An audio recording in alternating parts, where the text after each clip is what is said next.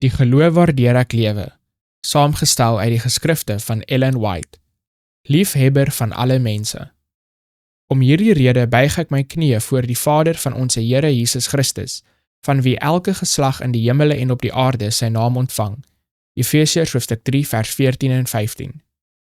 Die persepsie van God se liefde bewerkstellig die verloning van selfsug. Deur God ons Vader te noem, erken ons al sy kinders as ons broers. Ons is almal deel van die groot web van die mensdom, almal lede van een familie. Geen onderskeid op grond van nasionaliteit, ras of kaste word deur God erken nie. Hy is die skepper van die hele mensdom. Alle mense is van een familie deur die skepping, en almal is een deur verlossing. Christus het gekom om elke muur van skeiding af te breek, om elke kompartement van die tempelhowe oop te gooi, sodat elke siel vrye toegang tot God kan hê. Hy het gekom om te wys dat sy gawe van genade en liefde so onbeperk is soos die lig, of die reënbuie wat die aarde verkoop. Sy liefde is so breed, so diep, so vol, dat dit oral deurdring. Dit lig diegene wat deur sy misleidings mislei is, uit Satan se invloed, en plaas hulle binne bereik van die troon van God, die troon omring deur die reënboog van belofte. God is ons Vader en Heer.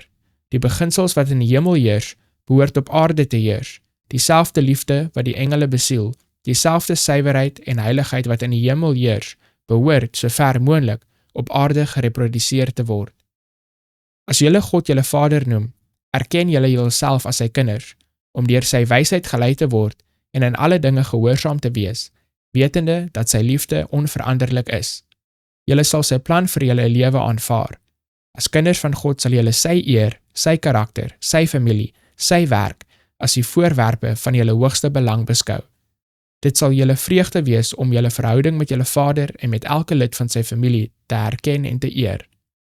Jy sal jou verbly om enige daad te doen, hoe nederig ook al, wat tot sy eer of tot die welstand van jou familie sal strek.